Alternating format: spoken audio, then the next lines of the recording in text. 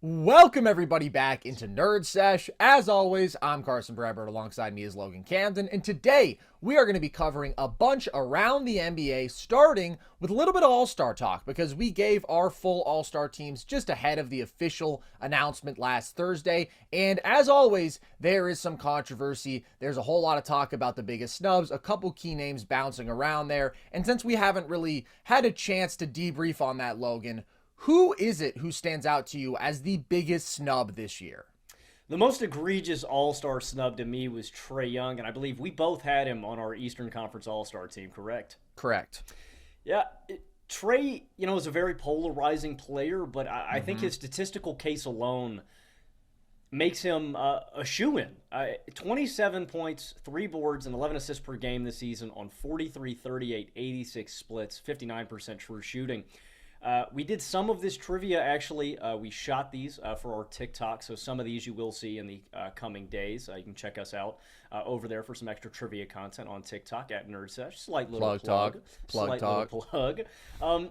Trae is one of 9 guys to average 27 or more points per game and not make the All-Star game. He's actually averaging the 8th most points per game in NBA history to not make the All-Star game.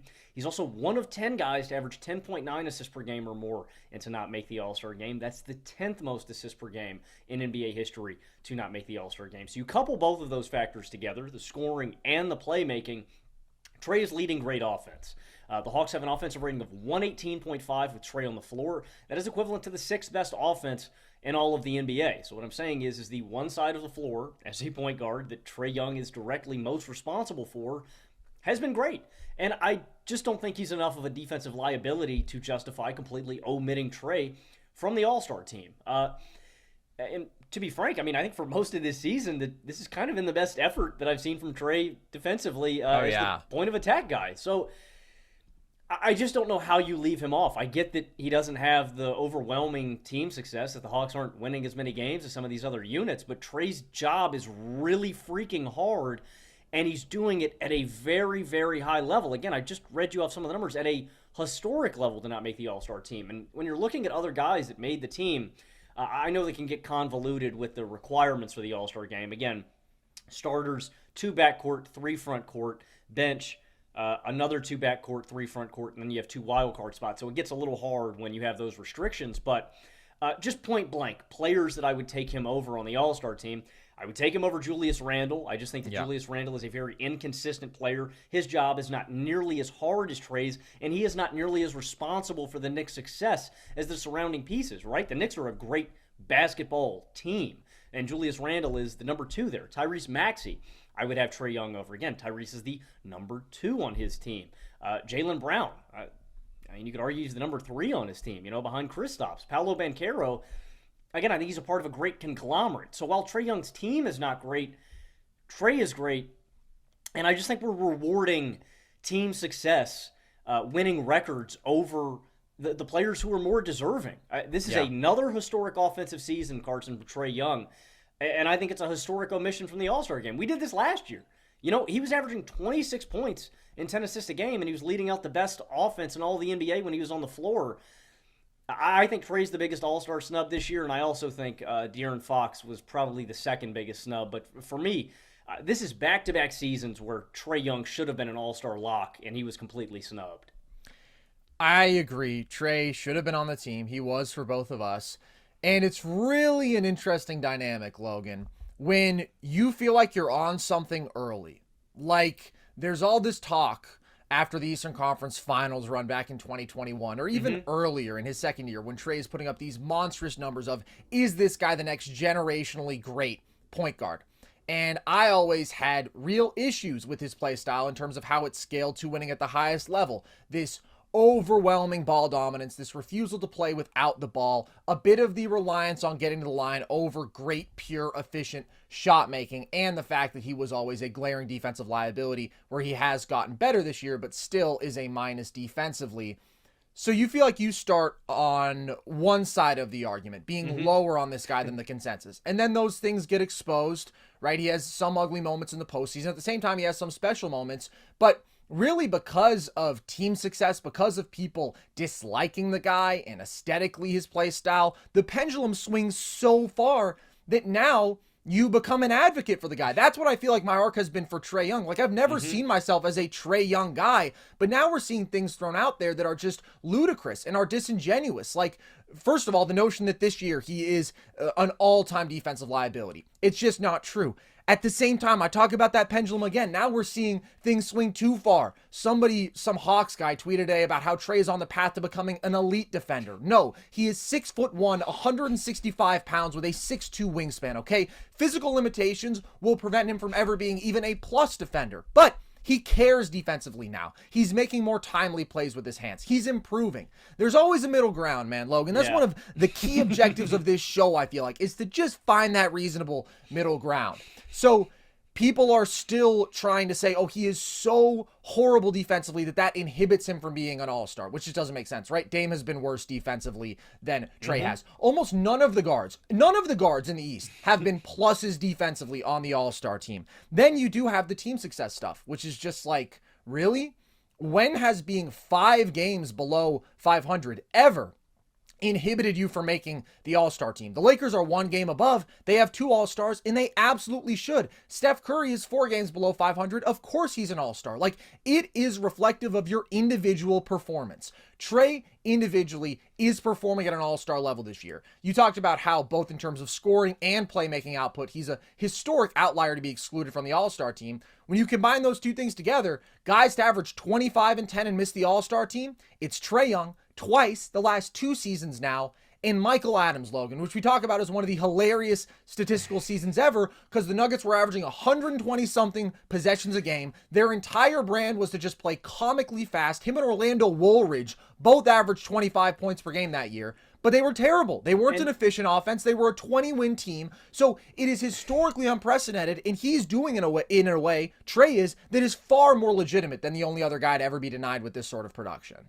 And Michael Adams shot 39% from the field. Yeah, he was inefficient.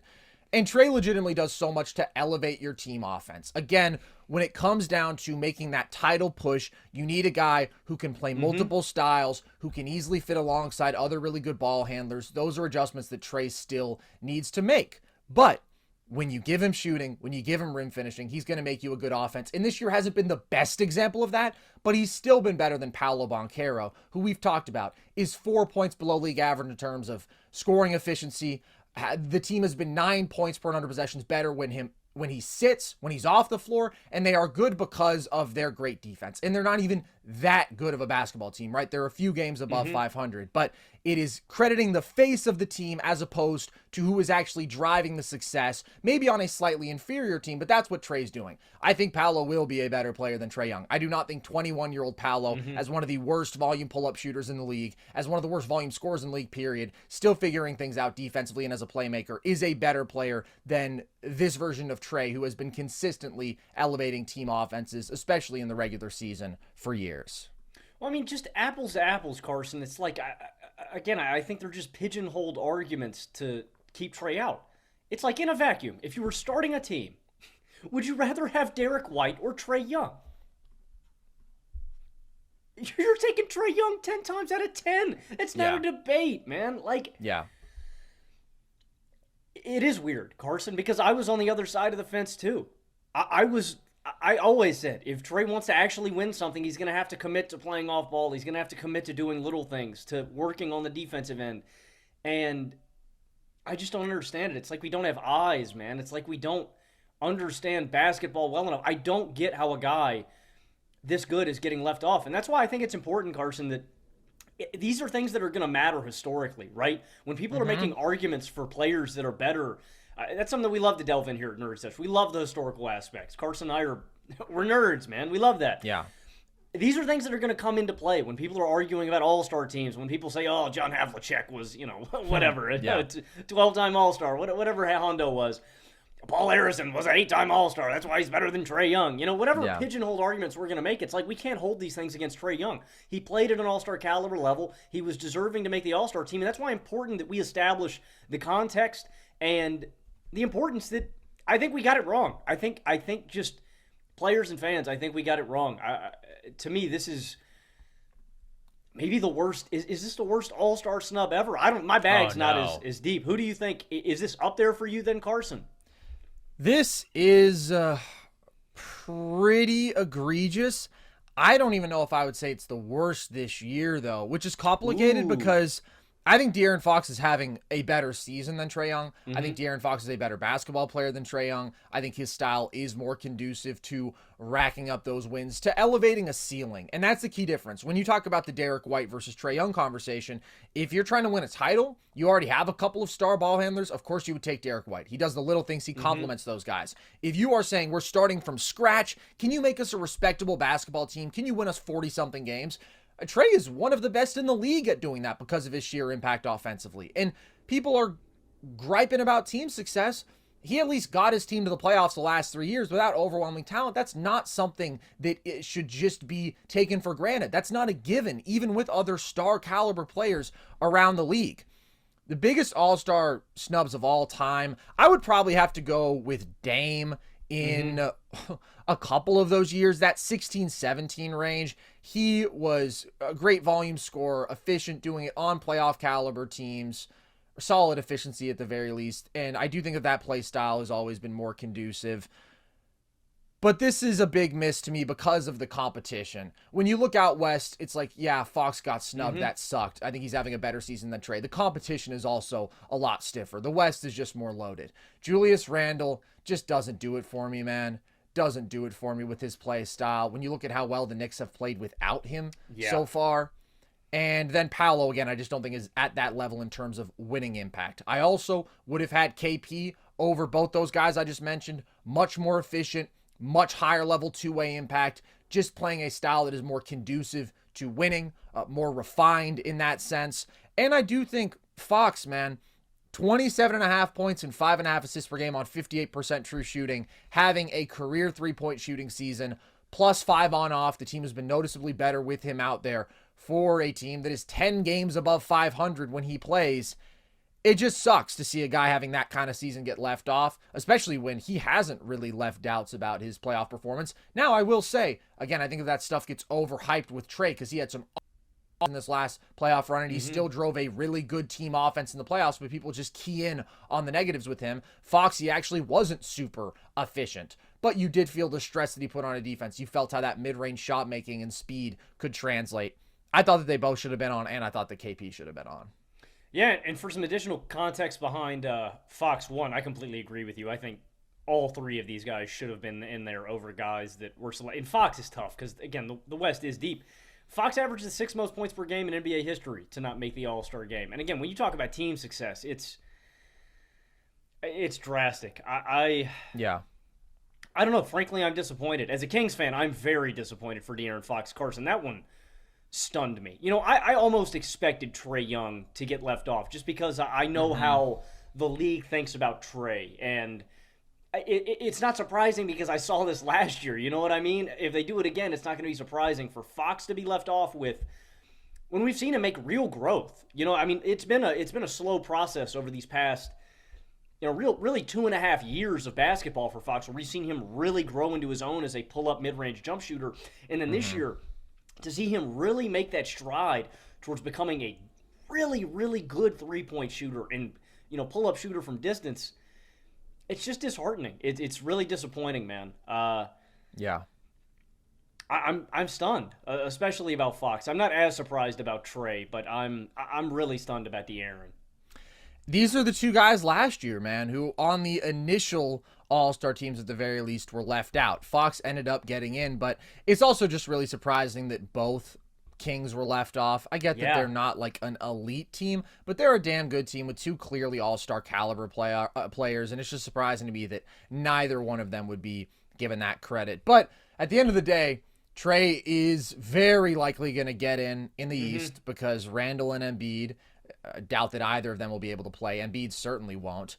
And out west, it's very possible that one of the older guys is injured and then Fox steps up. But I did think that those were misses.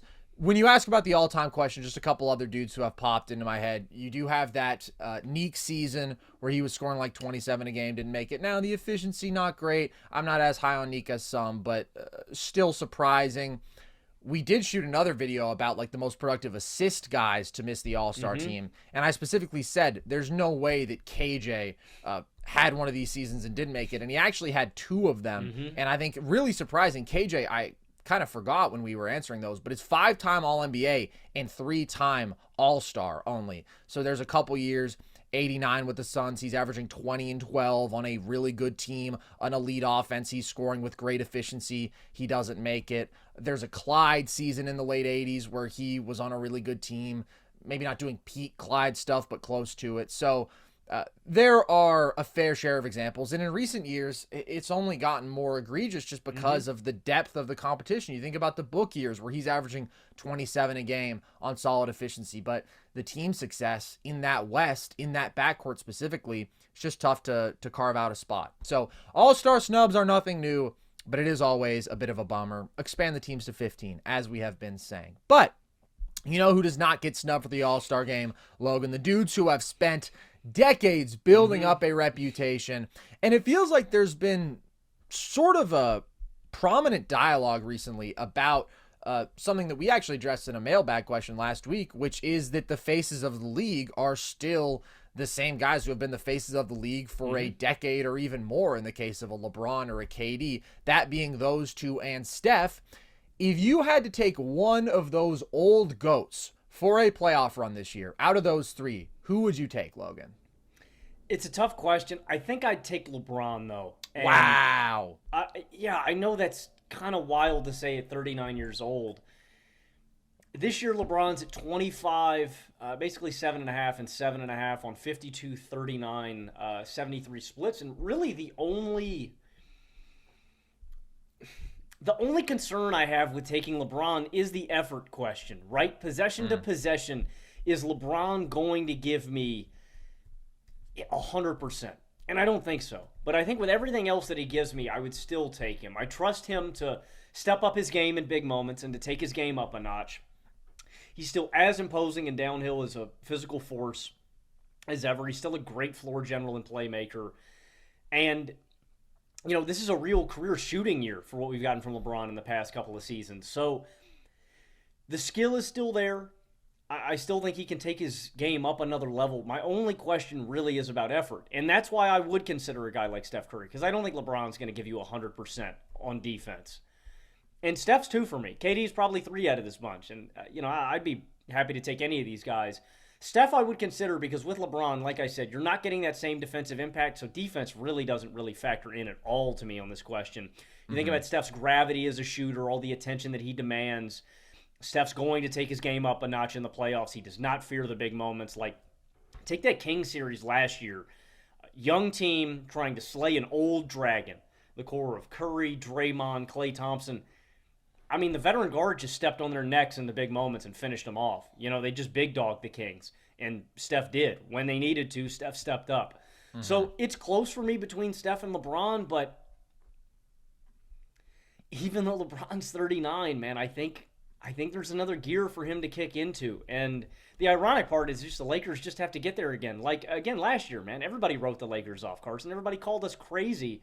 Well, one, I think it's so ironic. Everybody called us crazy for having these big expectations for the Lakers. And then, after they said that our expectations were crazy, after they overachieved their expectations, we moved the needle and said, it was a complete disappointment because they got swept in the Western Conference Finals. We had to move move the needle. It's just funny how we just change the narrative every playoff series. Of course. I'm still taking LeBron, man. I know that sounds ridiculous at this old age, but I'm not betting against the King. I still think there's another gear that he can kick up to. Again, I know that I'm not getting 100%. I know I'm not getting clamps, lock down LeBron every defensive possession, but he still gives me a ton offensively, and he demands a ton of attention offensively. So, I'm taking the old man. It doesn't sound ridiculous to me at all. I still have a whole lot of faith in playoff LeBron because I have a whole lot of faith in dialed-in LeBron. And he does have a couple advantages over these other two. One is, to me, when he wants to, he still does have the biggest defensive impact. KD can be really effective as a help defender, as a rim protector. But I think that LeBron has the most overall impact when you think about he can blow stuff up as a low man. He's so physically imposing in those one-on-one matchups. So he has that two-way upside. And then offensively, again, it comes down to that physical imposition and the control that he can exert over the game, which he's done less and less over these years. But you still know that if LeBron wants to grind you down for a quarter, if it's running pick and roll, if it's attacking mismatches out of the post over and over again, he has the physical dominance to get to the rim a whole lot, and he has the playmaking to punish you for helping with just brilliant passes. So I definitely expect him to elevate his game the most in that playoff setting. I still think that Steph is the dude who is best built to carry you at this point, because LeBron does have that ceiling. Maybe for a single game he has the highest ceiling, but over the entirety of a run, I just think he is going to pick his spots more. Steph is the dude who we have seen go absolutely berserk individually in the last two playoff runs, and even this season in a down year for him is 28-5 on better than 63% true shooting. And in these last four games, we have seen three masterclasses from Steph. 46 on the Lakers. Obviously, LeBron was also incredible in that game. That was so much fun to watch. Then he goes 37, 8, and 7 on 70% true shooting, or 70% shooting from the field versus Philly. Then he drops 60 on the Hawks. Two of those come in losses, but that is not on Steph. The three-point shot making in particular has been unfathomable. Over his last four games, he's averaging 7.8 made threes per game, Logan, on 47% shooting. And that ability to just explode, I still don't think we see from LeBron at this age. I think that he is still undeniably the most complete offensive engine, even though KD is having a historically great shooting season. And I mean that seriously. Like, by percentage from deep, he's having the 12th best season ever with a minimum of 5 threes attempted per game. And basically everybody else above him is just straight up catch and shoot guys. It's your Kyle Korvers, your JJ Redicks. He is doing this shoot and hang pulls, as Chet would say. It's OD. He's also shooting 84% at the rim. Like, KD, 28, 6, and 6 on 65% true shooting. That is nasty. But again, Steph is going to put more overall stress on a defense. He's shooting what at the rim? 84% in the restricted area. It's ridiculous. It's Steph disgusting. Curry. No, KD. Oh my God. Yeah. And I mean, he's not forcing a lot of really tough looks at the rim, but it's an unfathomable number. His efficiency from everywhere is just ridiculous. So KD is special still, but it's kind of the same fundamental difference that they've always had. And again, I do worry on KD relying on those long twos just a bit too much in playoff settings and against really physical wing defenders. If it's Jason Tatum 2 years ago, if it's Aaron Gordon last year, he can diminish a little bit. Steph, we have seen in the worst offensive circumstances, right? KD is playing with much better spacing. He's got two other devastating on-ball guys. He's got really good spot-up shooters around him. Steph, it's like you're the only dude who can threaten us with the ball in your hands, and sometimes you're playing with these clunky two big looks with Draymond and Looney out there, and still, he's torching what was the best playoff defense last year with the Lakers, and could have torched them more if he had a good outside shooting series. Like, he missed some makeable looks, but he was still penetrating consistently. He was playmaking at such a high level. His last two playoff runs, he's 28.5 points, 6 assists a game on 60% true shooting. And in there you have the title run, which was unbelievable. One of the probably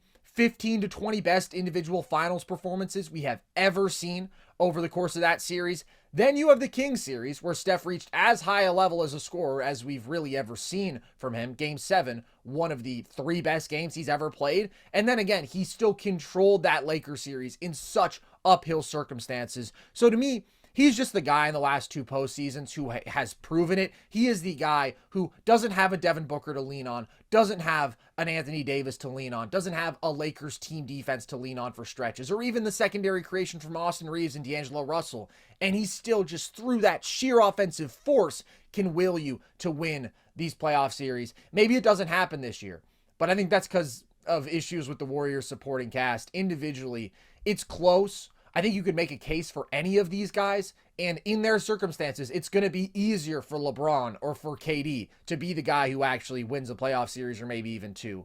But I think if you drop Steph into those situations, or if you dropped him with equivalent complementary talent built around him, he would still be the guy for me. Old goats excluded. Is Steph somewhere in that 3 to 5 range for you.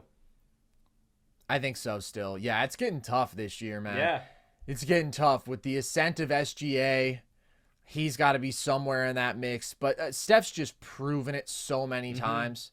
And these last couple years has been at his best in those playoff scenarios. The title year, that was a down regular season for Steph. The people started wondering if he had fallen off. And then he played as well in that postseason run as he has in any postseason run. So, yeah, I think he's probably still got to be in my top 5. But again, Kawhi's not quite in that old GOATs range. He's a few years younger, but he's another guy who maybe isn't going to be in the MVP conversation, maybe isn't going to put up his flashiest numbers ever, but come playoff time, he is right up there in that top tier for the reasons we've talked about. He just consistently is an assassin in those situations. I might take him over any of these guys. I was going to say, if you could take... If health was excluded, I think you could make an argument for Kawhi at 1. Like, he's so... At 1? Over Jokic? Oh, not over Jokic. My bad. I can't. Okay. I can't forget about the big serve. Yeah. But yeah. Don't forget about Big Honey. Kawhi, when he's locked in, it's like Mahomes. That's the feeling. I get a Thanos feel where it's just like, damn, man, you can't stop him. You can't stop him. Yeah, dude, I'm going to be thinking for months about our top 10 players going into the postseason. We did that last year. We're going to do it again Guess where I put Steph Curry? Yeah, you put him at 10, buddy. You put him at 10 last year. And I think I had Kawhi at 5, maybe. And I think I'm going to have him somewhere up there again this year. He just consistently plays as well as anybody on the planet, probably outside of Jokic. Okay. Let's go from the old guys to the very young, Logan, because we have heard and talked so much about Wemby and Chet this year, this awesome Rookie of the Year race, these two historically impressive rookie bigs who are on a collision course for this awesome rivalry for years to come. But outside of that, which rookie from this class would you most want to build around? It is butter smooth Brandon Miller, man. Yes, sir. Brandon Miller has a butter smooth game, man. That guy is. I think he's going to be a star, dude. I would take him. I would take him in a heartbeat. And we loved him out of the drafts, right? Great athlete, elite shooter, could shoot with distance, could shoot with range, off the catch, off movement, and he's just. He's the total package, dude. He's composed. I trust him with the ball in his hands to play on and off ball, and that's a distinction. That's what I really like about Miller is like some of these guys like Trae Young, right? We don't know if he can work off ball next to a guy. I think you could drop Brandon Miller into almost virtually any situation, and his skill set translates to winning if it's with the ball in his hands or if the ball isn't in his hands, right? He's just a good offensive asset I'd like to have out there. The Hornets are 4.6 points per 100 possessions better with Miller than without. You know, it's a marginal difference among rankings of teams. Like, it's only a difference between being the 25th and the 29th offense, but it's still a big difference. Brandon's averaging 16, 4, and 2 on 44, 39, 82, 55 splits. He's still an elite shooter. He's a great athlete. And honestly, Carson, the area where I've been most impressed with are defensively and playmaking. And mostly recently. And the reason I say that is not because I want to dismiss his other elite attributes. Like I said, we knew that he was a great athlete, and we knew that he was a great shooter. But last game against the Pacers, man, he's got a help side block as a rim protector. He's got a transition block. I trust him on ball, and I trust him off ball. Again, with those athletic tools and his frame, his wingspan, I trust him to be an impact defender. But playmaking-wise, with the ball in his hands, he is a very, very composed rookie. Oh, yeah. Reading the floor. He is patient. He's just got a great feel for the game that you don't really get with young guards. And I know he's a wing guard archetype, whatever. You know, he's going to have the ball in his hands. It is remarkable that he is this composed as a young player. And, like, I've been, again, the assist numbers aren't crazy. He's averaging, I think, like 2 to 3 this year. It's not that many, but he's not a bad playmaker. Like, he keeps his head up. He is looking to dissect the defense. Brandon Miller's a freaking stud, man. Like, I think he is going to be a superstar. So for him, it's easy. I think he can work on ball. I think he can work off ball. I like his defense. I like his playmaking. I think Brandon Miller's the total freaking package. And you're right, man. It's kind of sad. He's getting overshadowed by two of the greatest rookies we've ever seen, man. Miller's going to be a stud, dude.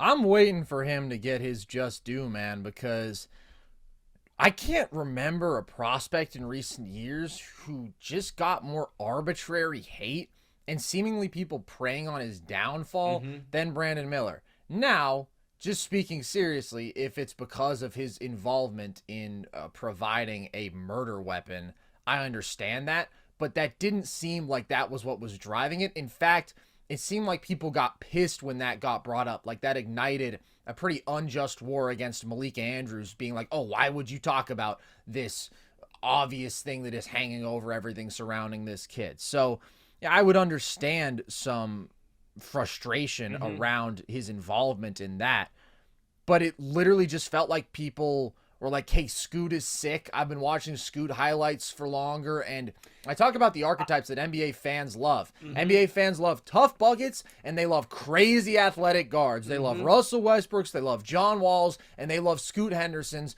and Brandon Miller didn't have that sort of physical imposition, and so Summer League, he had some rough moments, and it was like everybody was ready to pronounce him dead on arrival.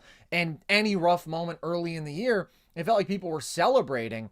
But the dude is a baller, and we both felt that he was the right guy to go number 2, and he is absolutely, from the actual 2023 draft, taking Chet out of it, the second guy who I would want to build around. You gave his stats overall in the year. His last 10 games, bro, he is playing like a star. He's averaging 23 points per game on 49, 40, 86 splits. That's 61% true shooting. Not only should that production not be possible for a rookie, that efficiency for the Charlotte Hornets as a rookie wing should not be attainable. Like, that is ridiculous stuff. And I love a lot of the traits that you mentioned. I do think that he is a good playmaker, and that was part of what I liked about him so much. It's not just that he had this great scoring skill set.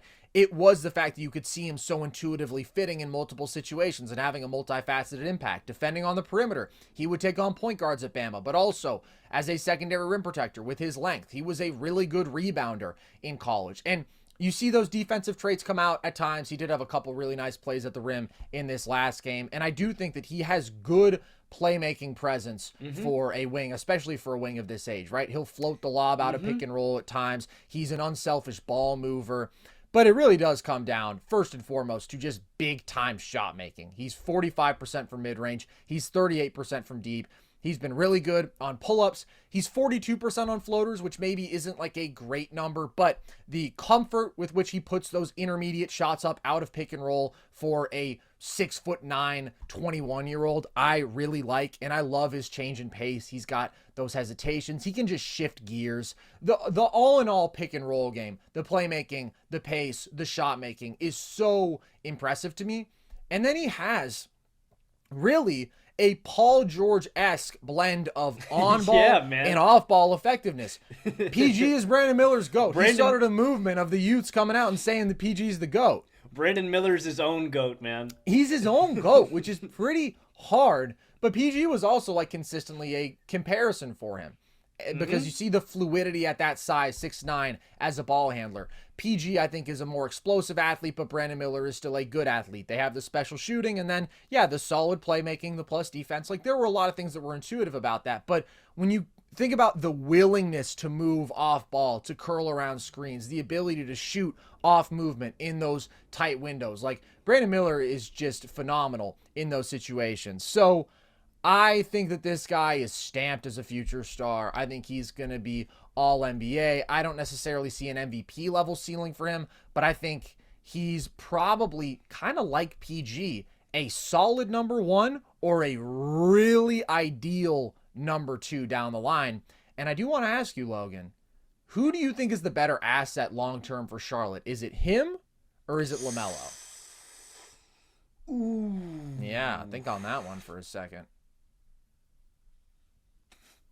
I have an answer if you want me to buy you some time. I mean, I think wow, I really like LaMelo, man. I really like LaMelo So do a I. lot, but I'd probably say Brandon.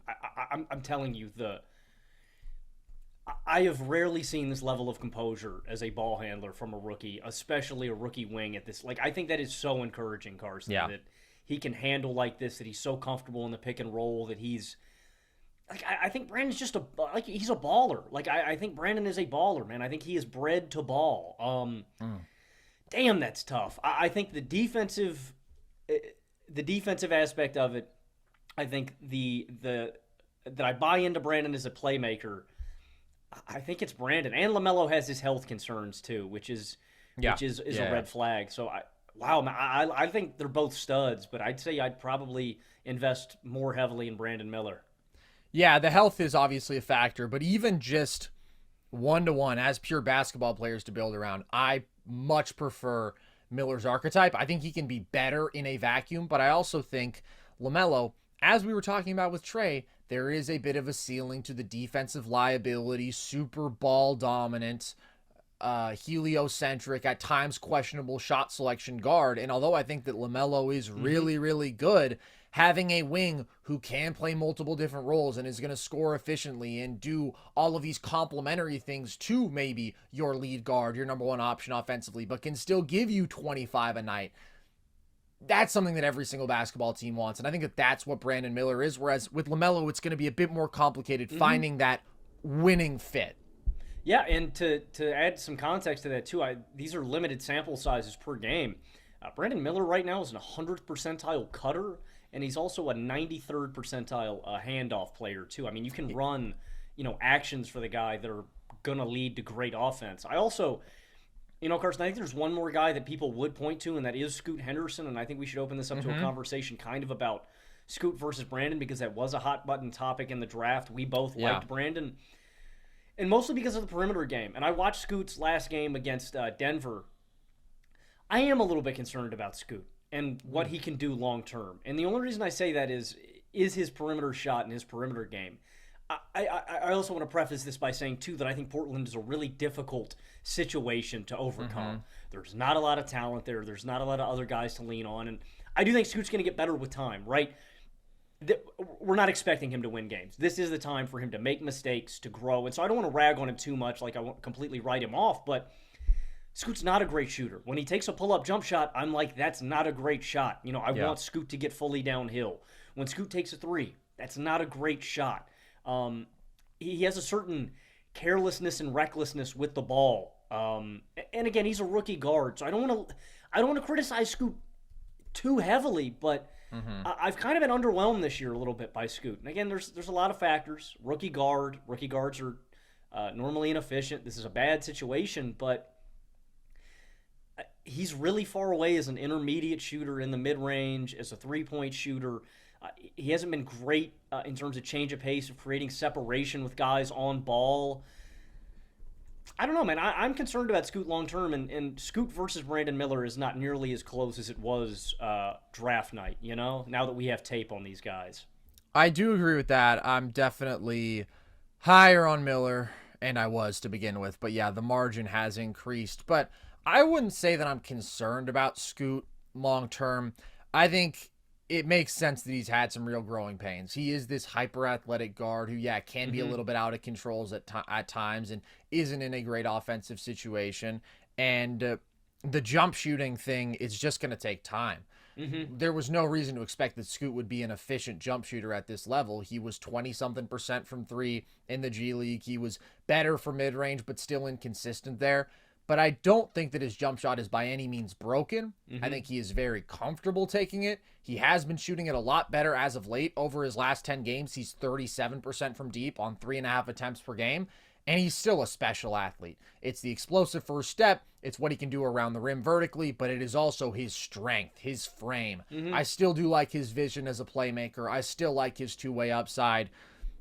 I like Brandon Miller more than him, but I still think that Scoot absolutely has star potential. And I have been a bit underwhelmed because I thought maybe just his sheer physical tools would get him a little bit further in year one. But he's coming along. Like, he was brutal to start the year. He was really, really struggling. And now, these last 10 games, he started to explode a little bit. Like, his second to last game versus Denver, they played him back-to-back. He went crazy. He looked awesome. So, I have been encouraged by what we've seen from him lately. And Amen Thompson, those were the four. It was Wemby, Brandon Miller, Scoot, and Amen, who I loved, who I thought these guys are like future all-NBA kind of talents. I've been underwhelmed by Amen, but I'm far from out on him. Yeah. Like, he also just had a really good game a couple days ago, and his athletic tools are just 100th percentile, bro. In transition, like as a ball handler, you just can't stop him. And out of pick and roll, he still has that feel. He still has such unbelievable tools to get to the rim, and defensively can make so many special plays. He got stuck in a tough spot in that he is raw, much rawer than Scoot, and we knew that. Like, his shot legitimately is gonna need surgery and has needed surgery. So he was coming from a farther place. He'd also never played at competition close to this level, right? He was playing in the overtime elite league. So he was never a guy who was going to look his best as a rookie, but also he's been thrown into the situation where Houston is actually pretty solid. They're playing to win games. On top of the young guys who they've stockpiled in front of him, they invested in a couple veterans in the backcourt. So he just kind of got pushed down the depth chart in terms of the opportunities that he would be afforded, and in terms of having the freedom to go out there and shoot 4 for 15 a bunch like Scoot has had those games this year. Amen just hasn't had that same sort of leeway, but I still think they both have crazy potential because the athleticism is crazy, but Brandon Miller is playing at a different level from them, and I would absolutely want to build around him over either of them going forward. Looking for a super offer for Super Bowl 58? DraftKings Sportsbook has you covered. New customers can bet on the big game and turn $5 into $200 instantly in bonus bets. Download the DraftKings Sportsbook app now and use code NERDS. New customers can bet $5 to get $200 instantly in bonus bets, only on DraftKings Sportsbook with code NERDS. The crown is yours. Let's talk about Jalen Brunson, Logan, because the man has been on a heater. And the Knicks finally lost a game. They had won 9 straight, 3 of those without both OG and Julius Randle, who are out with injury. OG should be back much sooner than Randle, who has that dislocated shoulder. But Brunson has gone berserk, carrying them in that stretch, making them one of the elite NBA teams since trading for OG. Should he be on the MVP shortlist? I think he should, man. Brunson wouldn't be my MVP, but yeah. How many guys are you taking in front of him? Let's start there. Jokic, SGA. Well, and then I started questioning, like, who do I, where do I go next? Giannis. I think Giannis, it would be tough to argue Brunson over. Yeah, no, I would go Giannis. Tatum, it would be tough to argue over just because of the team dominance. And Tatum is a better basketball player than Brunson. Would you consider Kawhi? I think that Brunson is in a tier with Kawhi. I would probably give Brunson the slight edge. It's tough because Kawhi is doing this with such brutal efficiency, and he has been awesome defensively as of late.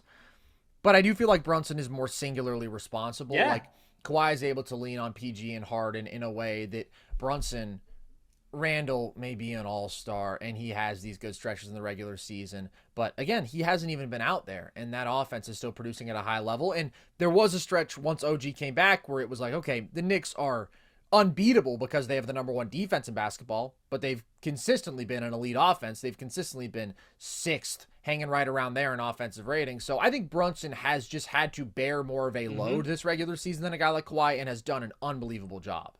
I agree, and I just think you could drop Jalen Brunson in any basketball situation as the team's point guard, and they're going to be great.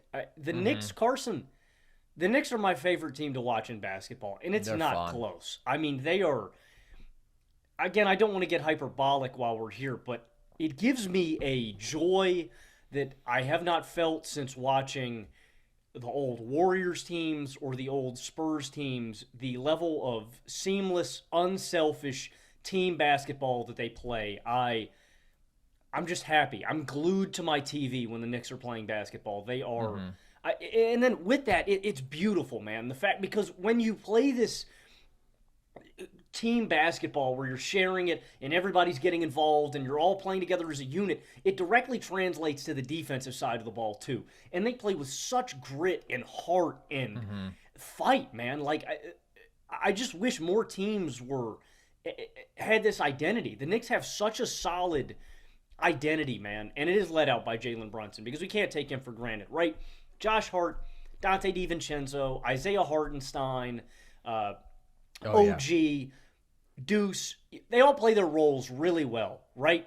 But without Jalen Brunson, they can't do it because their job is, catch it off the kick, find the open guy, take the open shot, attack the closeout, right? They're the connecting pieces that make the engine go, but Brunson is the key. You know what I mean? Brunson is the guy. He's the alternator. He's what's getting turned over. He is the guy that is making the engine start and get fired up. Like, they may be the oil, but Brunson is the guy making it happen because he's getting the ball into the paint. Man. He's the oil man. Mm-hmm. Yeah.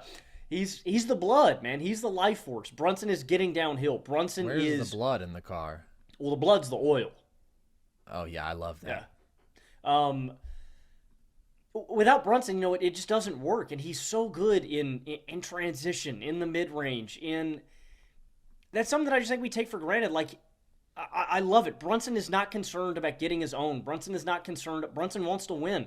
And it starts with him getting the offense in motion. It's just the Knicks play such beautiful basketball, and it starts with Jalen Brunson, man. I love what they've built. I consider the Knicks to be a legitimate contender. And I think Jalen Brunson has gotten underrated. I'm almost glad that I don't disagree with what Becky Hammon said, but I'm almost glad that she said that to where we could shine a little bit of an extra light on Brunson and show him some love. I'm not glad about the backlash that she received because I didn't inherently disagree with her argument, but I'm glad that we can give him some love because I think Brunson's been deserving of it for a long time. And he's the man, dude. He's the freaking man. There are very few point guards in the NBA today that I would take over Jalen Brunson for a playoff run. There are very few. I don't know if we needed the weird outrage over Becky Hammon's comments to give Brunson his love, especially as the New York Knicks star point guard. But he has been underrated, and the idea that he and Julius Randle were equally responsible for the Knicks' team success last year, or even I remember some poll going into the playoff run, dude. It was late in the regular season. Who's the Knicks' best player? And a majority of people said Julius Randle. Shocking, stunning, appalling. I think I saw that in some sort of NBA writer ranking too. Just horrifying stuff. I mean, there are gaps and gaps between those dudes. Like, genuinely, I think that Julius Randle is like a top 50-ish player if you're talking playoff basketball. Maybe. You have to give credit for what he can do, at least as a volume guy when he imposes his strength and as a decent jump shooter. But Brunson's like top 15. Would you consider Tobias Harris or Julius Randle? Is that a debate for you going into the playoffs? No, that's not a debate for me. Randle just has such more significant physical advantages, and he is clearly a better playmaker. Like, this is what I'm saying about Randle. No, he's not a guy who I would want to build my team around. But some guys have the luxury of being a third option or a fourth option. That's Tobias Harris. Julius Randle is good enough to where we key in on his flaws as a second option. And those flaws are very, very real. But he is at least able to carry a star load in a way that like a Tobias Harris isn't. I concur. He's just so damn How inconsistent, are we shitting on man. Julius Randle? This is an incredible diversion from Jalen Brunson love to Julius Randle hate. You and I are aligned, buddy. I don't like Julius Randle. My point was the gap is massive between those two, and people were acting like they were 1A and 1B and that Julius Randle was 1A, and that was just stupid. Brunson's last 10 games, dude, 33 points and 7 assists a game. Unbelievable shooting efficiency. He's been over 50% from the field in every one of those games, but two, he just plays like a fringe superstar kind of guy. Like, again, a top 15 kind of guy. And in the postseason, I think that his game scales very well because that shot making is from all over the floor and it is special. And we saw it last year. The offensive 12 points per 100 possessions better with him. So when we're talking about MVP, I would have the guys above him who we mentioned, Jokic, SGA, Giannis, Tatum. I would have Luka. Brunson fits the more typical, elite team. But Luka, I mean, he's just playing at an unfathomable level. He's doing a rounded 35, 9, and 10 on really good efficiency. Like, I can't keep that dude out of my top 5 in the MVP race. And then I think Brunson's in that tier with Anthony Edwards, a guy who is playing at a similar level individually on a great team. But I do think Brunson's a bit more directly responsible because so much of Minnesota's success is about that great team defense. They're very close, but I would probably lean Brunson, especially with this heater that he's been on. I just think he's the better offensive player between the two. Donovan Mitchell has done so much to carry that Cavs team through all the injuries. I do prefer Brunson's play style, how it scales, so maybe I'm rewarding him because of that. And then I have Kawhi in that tier, and I have Hallie in that tier, but Hallie has been hurt. Now he's back on the minutes restriction, so I don't think that he quite has the case that Brunson does right now. Speaking of which, those are two guys who it feels like would be the favorites right now to be considered the best guard out east. You have Trae, you have Donovan Mitchell, you have Tyrese Maxey, but I think those would be the two frontrunners. You have, of course, Dame. Do you think Brunson is the best guard in the East? Like, if it came down to a playoff run today, is he the guy who you would want? Yes, 100% unequipped. We've seen it. Yeah. Look what he did with the Dallas Mavericks when Luka was out carrying that team. And I still, man, come on, bro. Yeah, I know. Come on, Dallas. Y'all could have got the chip. Yeah, dude. That is a franchise-altering mistake. Yeah. We've talked about that in depth over the past couple of years, but it is, man, and it's what I said, right? With Trae Young, you have this question of, can he play team basketball? Does it lead to winning, right? That's why he was left off the All-Star team, is because of that stigma and that question surrounding him, right? Does it lead to winning basketball? I've seen Brunson play off ball. I've seen Brunson relocate. Brunson, with Dame, this is probably Dame's worst year. And honestly, man, did you see that quote the other day that Dame said? What did he say? Dude, another red flag about the Milwaukee Bucks that I have. Again, if you haven't been staying up to date on Nerd Sesh, I've completely written off the Milwaukee Bucks as a contender of mine because they hired Doc Rivers.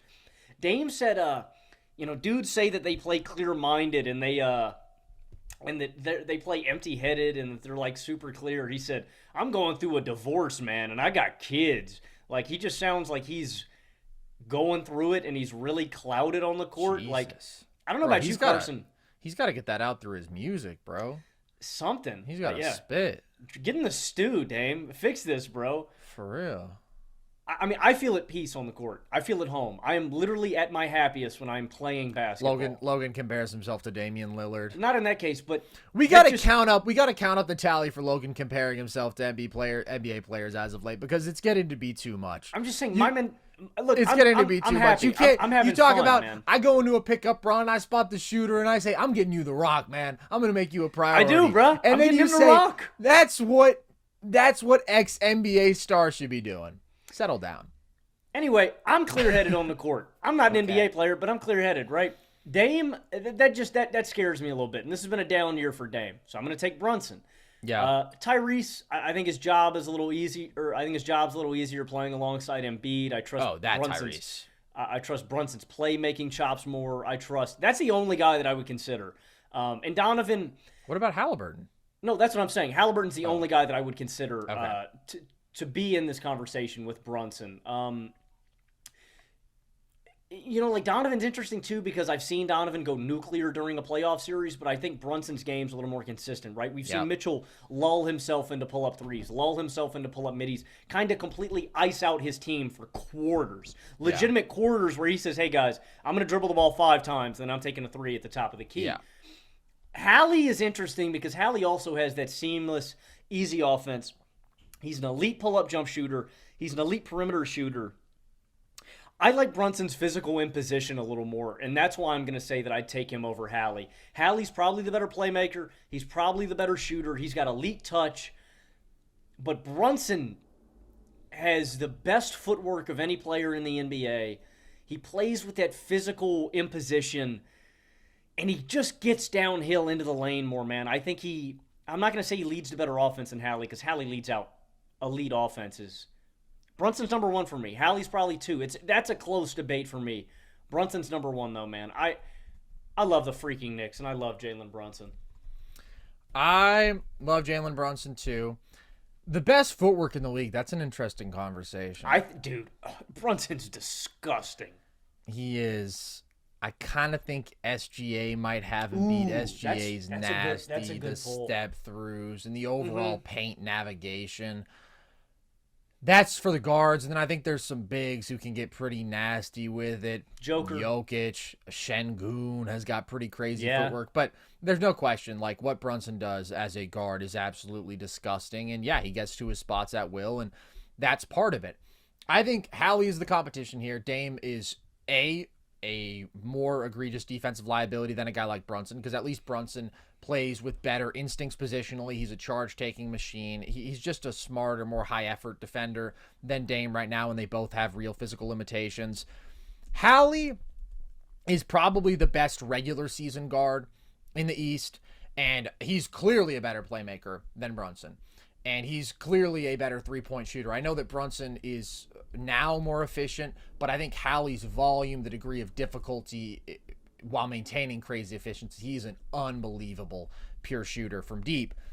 So I think that Hallie's ability to enhance everybody around him probably exceeds Brunson's because of that playmaking and the way that he can just dictate every possession. But for a playoff series, I do want a guy whose scoring I know is going to scale regardless of circumstance. And Brunson still really does make well. He still makes his teammates better, right? It's not like he's a score first black hole kind of player whatsoever, but he does get to his spots at will. He's been there before, and he was awesome last year in really adverse circumstances. Like, defenses did not respect the Knicks spot up shooters whatsoever, and they were willing to pack the paint. They were willing to sink in their defense. They were willing to trap and double the Knicks stars, just get the ball out of their hands. Somebody knocked down a spot-up jumper. The Knicks supporting cast couldn't do it.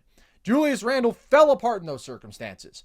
Jalen Brunson still balled out, and he did that even when he wasn't shooting at regular season levels from three, because he was getting to the lane consistently, and he's a crazy shot maker there. So there's no question I would rather have Hallie long-term, because I think that he can continue to grow and will be such a dominant heliocentric offensive engine for years and years. But in those grimy playoff settings, when Hallie hasn't been there yet, I think I would probably lean Brunson for this year. It's very, very close, though.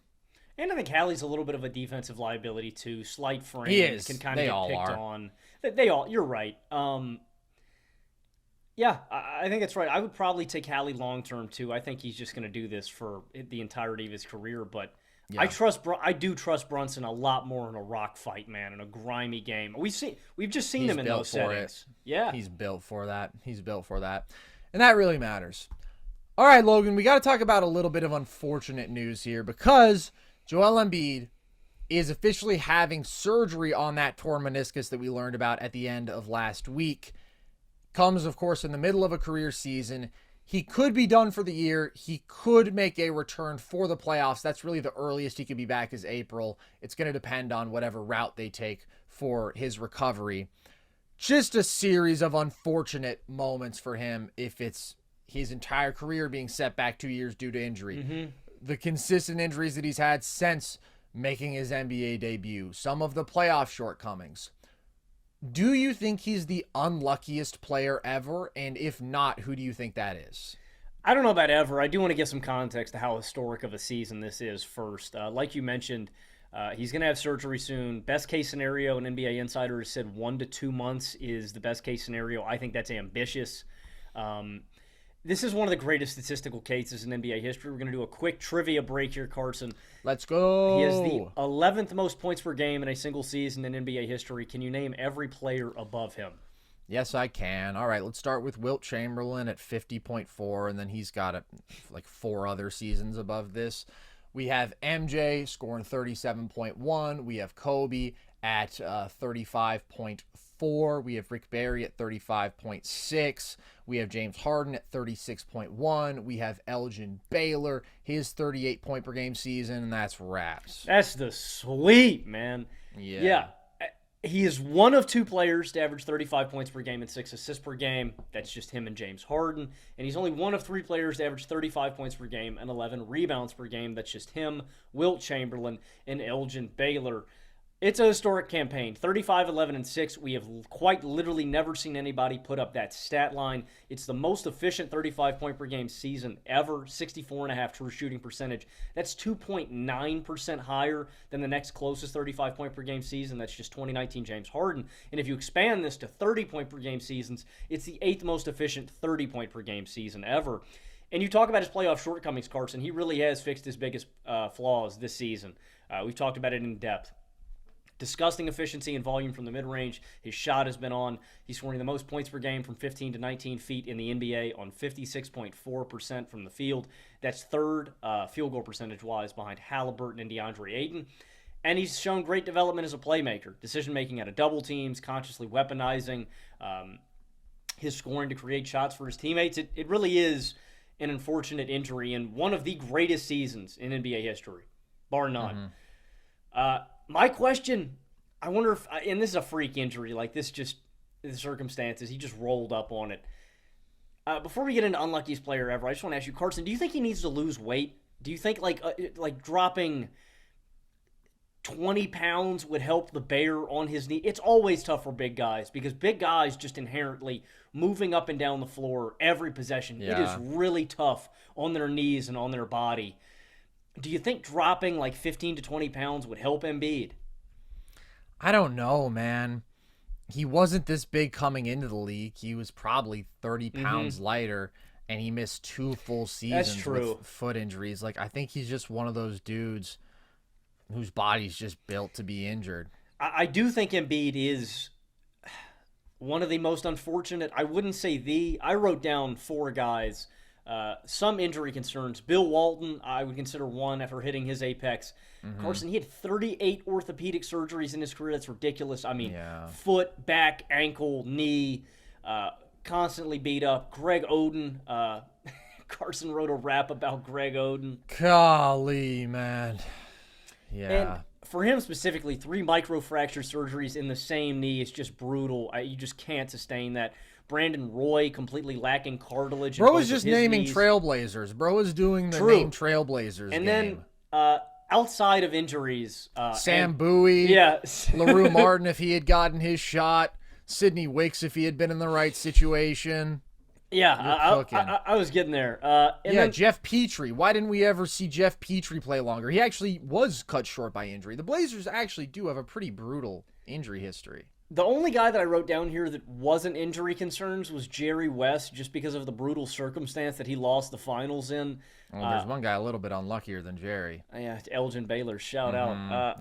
Jerry lost 7 NBA finals before winning an NBA title, and then 4 finals in Game 7. And then Elgin, I mean, retiring the season that you get the chip is just brutal. Yeah. So those are the guys I wrote down. But do you think that Embiid is the unluckiest player ever? No, I don't see how anybody could be unluckier than Elgin Baylor.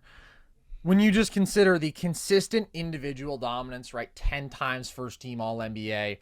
You mentioned Jerry lost 4 Game 7s in the finals. Elgin was there for every single one of them. He was 0-8 in the finals throughout his career. So he is the combination of so consistently being on the brink, being great individually, where it's not like you look at a lot of those series and you're like, oh boy, Elgin let them down. He had a run of 4 straight postseasons where he led the entire field in scoring. 2 of those included finals appearances. And he also had the devastating injury luck, where 65, he has a major knee injury. He's never quite the same, but he manages to get back to this superstar level. But then 1970, he tears his Achilles. He's basically done at that point. Then it's another major knee injury that causes him to retire in the season in which the Lakers, as you mentioned, would ultimately win the title. Like, I don't think anybody else is going to ever have that combination of terrible luck. I pray that nobody else ever does. The other guy who I wrote down is Steve Nash, for whom it's not a question of injury luck. Injury is a good way to look at it. Walton, I don't think anybody has ever reached the apex and then just gotten their career destroyed by injuries like he did. But at least he got his ring, man. And then at least he got his second ring with 86 Celtics, and he found a role for himself. That sucks. Of course, a lot of people talk about D Rose, his injuries derailing his career. But when I think about guys who were just consistently on the brink and just got screwed over by various factors, Steve Nash always stands out to me. There are other guys who were consistently great and didn't get their ring. Charles Barkley, of course. But he only had the team like probably in 1993. That was like kind of it. The Philly years, the supporting cast were weak. The Houston years, they were too old. Those Phoenix teams were really good, but that was just for a couple years, really. Karl Malone, of course, they were knocking on the door so many times, but Karl Malone folded. Karl Malone folded in the finals, so I can't really feel as bad for him. Nash got better in the playoffs often, and he just had to go through maybe the toughest that any individual conference has ever been. When you think about the Spurs and the Mavs of the mid-2000s, and then in the late 2000s, the Lakers, the early 2000s, the Lakers, when he was on the Mavs. And then he also has some terrible circumstances around him. Yes. 03 Western Conference Finals, when he's with the Mavs, Dirk gets hurt versus the Spurs, who would go on to win the title.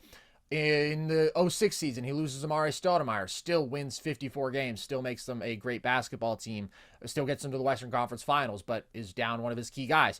2007, you have the famous bench clearing, suspensions to multiple key Suns.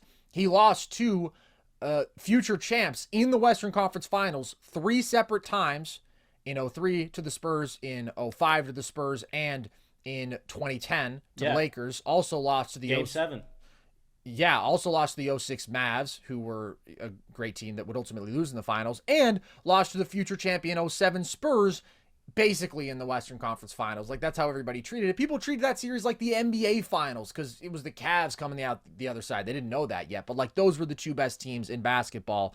So when I think of dudes who just consistently came up short, and really you blame things around them, Nash stands out. Harden is the other guy who it's like, oh man, he never got a ring. But again, he didn't play up to his individual level. Still, when you consider the CP3 injury, when you consider the 27 missed threes, when you consider going up against the KD, Steph Warriors to begin with, like, there's no question that Harden got some real bad breaks.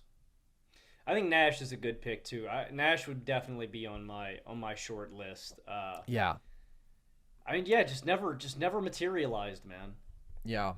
Unfortunately, Embiid is seemingly on this trajectory. And again, he does bear responsibility for most of his playoff shortcomings. Like, I don't just want to write that off as, oh, bad luck, because he hasn't been close to the player that we've seen in the regular season. A couple of those spots he has been banged up, though. Obviously, it looked early in his career like he might be one of those guys who's doomed to never be healthy, and he's overcome that in recent years, which has been encouraging. But he hasn't completely overcome that. He hasn't magically fixed his body, and I hope that he can maintain this level, because it starts to get scary when you're knocking on the door of 30 and you've had this many injuries. But like, he got better again this year. He's the best that he's ever been. So I really hope that he doesn't join that unfortunate company, but we'll see. This was just a bummer for him during such a special season. All right, let's talk about another team out east, Logan, that being the Boston Celtics, because it feels like whenever they lose a game, it's sort of a cultural event around the NBA. The loss to the Lakers this past week was the latest example, where they sat both AD and LeBron, and Boston still lost. And then it feels like a lot of people come out and say, oh, that's why they can't win the title, or they make these sweeping statements. Do you think that people overreact to Boston losses, Logan? I don't think that people overreact to Boston's losses. And the reason that I say that is because they continue to lose in the same way. It's the same mind-boggling, frustrating shit show that is going to bite them in the playoffs if they get dropped again. And if Boston does fall short again, it's not like I'm going to be surprised. Let me say it this way. If they're fully healthy, I would be really surprised if they didn't come out of the East. If you have KP, Drew Holiday, Tatum, D. White, and Jalen Brown, I will be stunned if the Boston Celtics do not make the NBA Finals. If an injury happens to one of those guys and they drop, I really would not be surprised, because they're at a similar level. But Carson, in wins, they shoot 43 three-pointers. In losses, they shoot 42. In wins, they make 39. They make almost 40% of their threes, and in losses, they make 31%. This team is really, really relying on the three ball every single night. And I was explaining this concept to one of my roommates, too. We were talking about Boston, and I said, that's what makes Boston such a great team, is normally when they are shooting well, when they are on, they are going to demolish teams. They're going to win by 20 to 30. And when you get that bad shooting night that is just going to happen, shooting discrepancy, we can get caught up in a lot of, like, for example, I don't know if you watched Nuggets Blazers the other night. Really close game the entire way through. Why? Portland was just hitting shots. Yeah. I'm sitting there going, man, how is Portland hanging in this game? They're just making shots. Like, that's going to happen. In some games, that missed shot bug is going to bite you, and you're going to miss. Like, Boston just lacks that offensive dynamism in the clutch. And, it starts with Tatum. It's crazy, too, Carson, because guess what? Boston shoots their worst percentage in the fourth, too, from behind the arc. The first three quarters, 39%, 40%, 37%. They shoot 36% in the fourth quarter. It's just, that's their identity, and that's the monkey that they have to get off their back right now, man. And I'm not saying that's like a staggering number, but it's real. That's a 3% drop. That 3% drop matters. I don't know, man. Boston doesn't have that identity. They don't have something to turn to in the fourth quarter. And Carson, you've mentioned it a myriad of times on this show. They have the personnel this year where that doesn't have to be an issue. You can go to Porzingis on the low block because you have a 7'3" freak that can attack any mismatch on the floor. You have Jason Tatum, who is a 6'9", strong, physically imposing wing that can go on the low block and attack a mismatch. You have Jalen Brown, who is a strong 6'7", physically imposing wing who should be able to get down low and attack mismatches. You shouldn't be reliant on three ball like this when you have this many guys who are physical, who are big and strong, who can take advantage of mismatches on the floor. They just don't consciously do it every night. They lull themselves into their bad tendencies, their comfort zone. It's like something that Dennis Johnson said. He was talking about how DJ made Michael Jordan a better defender. He was talking about how you can lull the offensive player into their comfort zone. And when you pressure them on ball, they get back into their comfort dribble. And when they get into their comfort dribble, you can time when to steal the ball. Well, it's a similar concept. Ultimately, in the game's big moments, when the pressure is on, you are going to revert to your normal tendencies because you're not acting on brain. You're not acting on... You're acting on instinct in the game's big... It's the moment. You know what I mean? Your process goes out the window. You revert back to what is normal to you, what is regular. And the Celtics consistently drift into their comfort zone instead of going above and beyond and attacking and closing the door. So no, Carson, in my opinion, I don't think people overreact to the Celtics' losses because the Celtics consistently lose in the exact same frustrating way. I think that maybe people overreacted the Celtics losses because I don't totally agree with what you just said. I think that at times there's a bit of confirmation bias there where we have this preconceived notion, a true notion, that has bit them in the past in the playoffs. The lack of a clear offensive identity in the clutch, the over-reliance on quick pull-up threes, one pass catch and shoot threes instead of imposing your will getting to the rim, and the fact that there's just a variance there that at times the Celtics can't counter. And so those things have absolutely cost them. But then sometimes we'll look at any close game that they lose and we'll say, oh, that was the problem. I think back to the Warriors game earlier in the year where a lot of people talked about offensive process, and I kind of thought it was more offensive results. Like, yeah, maybe they could have had a couple more paint touches, but they also missed some bunnies around the rim, right? I just think that there is that tendency to say, this is a problem they have, therefore this is the problem that cost them this game, and we zoom in on that. And the expectations for them are so high that every loss does feel like a big deal. But sometimes they lose in these other ways, and yet it's like the same comments. This is why the Celtics can't win. Getting blown out by the Bucks, right, having a really bad game, or getting sort of just consistently outplayed by a Lakers team down two of their best players, that's not the same thing as losing a really close game to the Nuggets who out-execute you down the stretch, their actual problem, which also isn't really the same thing as losing a close game to the Warriors because a couple shots don't fall for you. I think that people can just conflate these Boston losses, and at the end of the day, they only have 12 of them this year, and that's fewer than anybody else. And the Bucks lost by 40 to the Cavs 2 weeks ago. They got embarrassed. People didn't really talk about it. The Nuggets lost by 40 to the Knicks 10 days ago. People didn't really talk about it outside of being like, wow, look at how great the Knicks are. And the Nuggets, I think they've earned some of that credibility. They have that reigning champion aura where it's like they don't have to prove it every night in the regular season. They've proven that their game holds up at the highest level in the postseason. The Bucks, though, I mean, the Bucks are still trying to prove a lot. And I get that people rag on the Bucks, but they don't key in on specific losses like they do for the Celtics. So, I don't know.